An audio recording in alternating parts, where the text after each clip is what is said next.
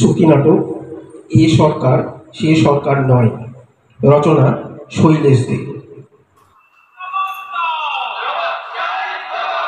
একটু যে জানলাটা খুলে রাখবো তার উপায় আছে? খালি মিছিল আর মিছিল। সরকার তুমি জবাব দাও।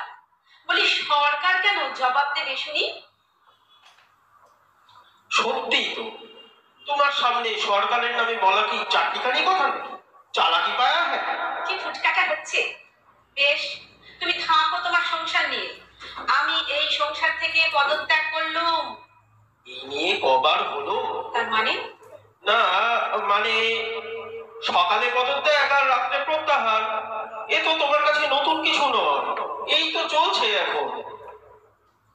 বেশ করবো, হাজার বার করবো। আমার সংসার থেকে আমি পদত্যাগ করি আর প্রত্যাহার করি, তাতে কার কি শুনি? আহা, অত সোজা নয়, আগে নোটিশ দিতে হবে। তাছাড়া উপযুক্ত লোক না পাওয়া পর্যন্ত তোমাকে কাজ চালিয়ে যেতে হবে। কি? আমার জায়গায় নতুন লোক বসাবে? তলে তলে তোমার এই বদলো? বেশ, এই আমি আমৃত্যু অনশন শুরু করলাম, দেখি আমায় ঠেকায় কে। এই দেখো দেখো, আমৃত্য অনশনটা কদিন বাদে করলে হতো না? কেন? না মানে ধরো, এখন তো মাসের শেষ। ধরো একটা অনশন করতে হলে কত কি লাগে বলো তো? প্যান্ডেল লাগে, মাইক লাগে, ফুলের মালা, ফলের রস, এসব জোগাড় করতে করতে আমার লাইফটা যে একেবারে লোডশেডিং হয়ে যাবে গো। ওকে ওকে ওকে, যে সংসারে আইন শৃঙ্খলা বলে কিছু নেই, সেখানে একমাত্র প্রতিকার হলো অনশন। কেন? সংসারে আইন শৃঙ্খলার কি হলো অভাব? বলি এটা কি একটা সংসার? বলি এই যে আমি এতদিন তোমার সংসার করছি, তুমি তুমি আমার জন্য কি করেছো শুনি? কেন? সংসার করেছি, তোমাকে বিয়ে করেছি। হ্যাঁ, এটা একটা কিছু করা নাকি? হলো না? সবচেয়ে বেশি করা তো তোমাকে সহ্য করা, আর বিয়ে করে পড়লো আমার হাতে হাত করা। তখন বলেছিল না, যখন বলেছিলে তোমার সারা জীবনে ভাত কাপড়ের ভার দিলাম। হ্যাঁ, মনে তো আমার ঠিকই ছিল।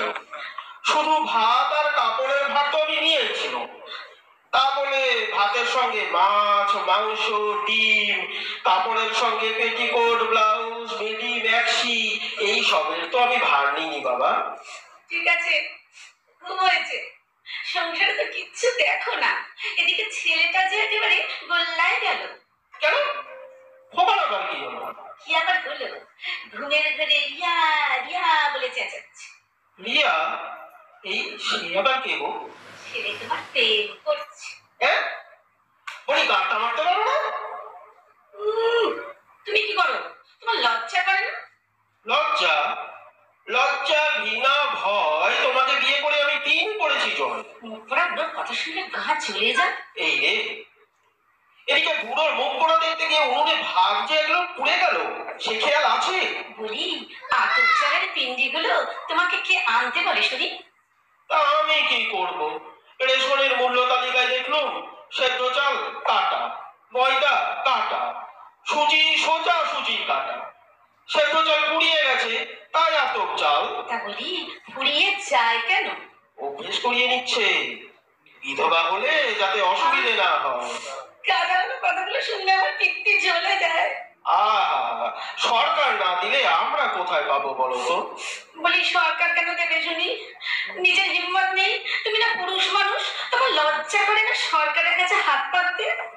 এই দেখো, এতে লজ্জার কি আছে? সরকার দিলে নিশ্চয় আনতো। সরকার কেন দেবে শুনি? বলি সরকার কি তোমার বাড়িতে কোনোদিনও একবারও পাত পাততে এসেছে? আহা, সরকারই তো আমাদের একমাত্র ভরসা। তা এতই যদি বোঝো, তাহলে কথায় কথায় সরকারের নামে দোষ দাও কেন? সরকার দোষ করলে বলতে পারবো না? না, বলবে না। বলি সরকার যদি এতই খারাপ, তাহলে সরকার বাড়ির মেয়েকে বিয়ে করতে গিয়েছিলে কেন শুনি? এই মরেছে। আচ্ছা, তুমি কি বুঝতে কি বোঝো বলো তো? থাক থাক থাক, তোমার আর আমাকে বোঝাতে হবে না। আরে বাবা, এ সরকার সে সরকার নয়। শাক দিয়ে মাছ ডাকা যায় না, বুঝলে? ভুলে যেও না, আমিও শ্যামবাজারের পিতুম সরকারের মেয়ে সুভাষিনী। সে তো তোমার সুন্দর মতন কথা শুনেই বুঝতে পারছি যে তুমি সুভাষিনী। কি সুন্দর তোমার মুখের ভাষা। দেখো দেখো দেখো, এই শেষবারের মতো বলে দিচ্ছি, ফের যদি কোনোদিন আমার বাপের বাড়ির নামে দোষ দিয়েছো, আমি ওই কড়িকাঠে ঝুলে পড়বো। ভগবান কি আমার মুখ তুলে চাইবেন? হ্যাঁ, সে সৌভাগ্য কি আমার হবে? কি বললে? না, মানে কিছু না, মানে ইয়ে, মানে বলছিলাম কি, বাড়িওয়ালার পারমিশন নিয়েছো? কেন? না, মানে ওই ইয়ে, মানে ওই গতরে যদি একবার ঝুলে পড়ো, বাড়ি শুদ্ধ হুড়মুড় করে একেবারে গুজরাটের ভূমিকম্পের মতো ভেঙে পড়বে গো। ঠিক আছে ঠিক আছে, তাহলে আমি রেল লাইনে গলা দেবো। দিও না, হ্যাঁ? রেল লাইনে গলা দিও না, ওখানে আজকাল একদম টাইমের ঠিক নেই। দেখবে তুমি খালি গলা দিয়ে পড়েই আছো, পড়েই আছো, পড়েই আছো, ওদিকে গাড়ি লেট আসছে না। ঠিক আছে, তাহলে গায়ে কেরোসিন ঢেলে আগুনে পুড়ে আমি মরবই মরবো। খবরদার, খবরদার, কেরোসিন তেল একদম হাত দেবে না। 3 ঘন্টা লাইনে দাঁড়িয়ে 1 লিটার কেরোসিন তেল জোগাড় করেছি কি তোমার গায়ে ঢালবার জন্য? মরতে হলে অন্য কিছু করে বড়, কেরোসিন তেলে তুমি একদম হাত দেবে না। বেশ বেশ বেশ, আমি বিষ খাবো, তবু আত্মহত্যা করে এর প্রতিশোধ আমি নেবই নেব। দেখো দেখো, বলছিলাম কি, এত অখাদ্য কুখাদ্য খেয়েও যখন তুমি পটল তোলনি, তখন ওই বিষও তোমার হজম হয়ে যাবে গো।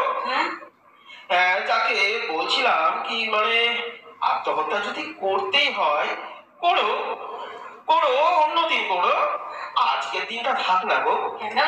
আজকের দিনটা থাকবে কেন শুনি? ইয়ে মানে, আজকে সন্ধ্যে শুই না দোকানে সিনেমার টিকিট কেটেছি, ও, হিন্দি ছবি। তাই? শুধু ঝাড়পি, ঢিসুম ঢিসুম ঢিসুম ঢিসুম। যাবে? বেশ, তাহলে আজকের দিনটা ছেড়েই দি বলো। হ্যাঁ, ছেড়েই দাও। আর কাল কিন্তু আমি আত্মহত্যা করবোই করবো। হ্যাঁ, করো, করো না, কাল করো। কাল কিন্তু আমাকে বারণ করতে পারবে না, কথা দাও।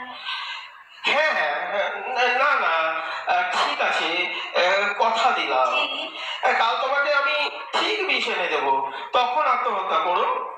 এখন সিনেমায় চলো। চল চল চলো না। চল।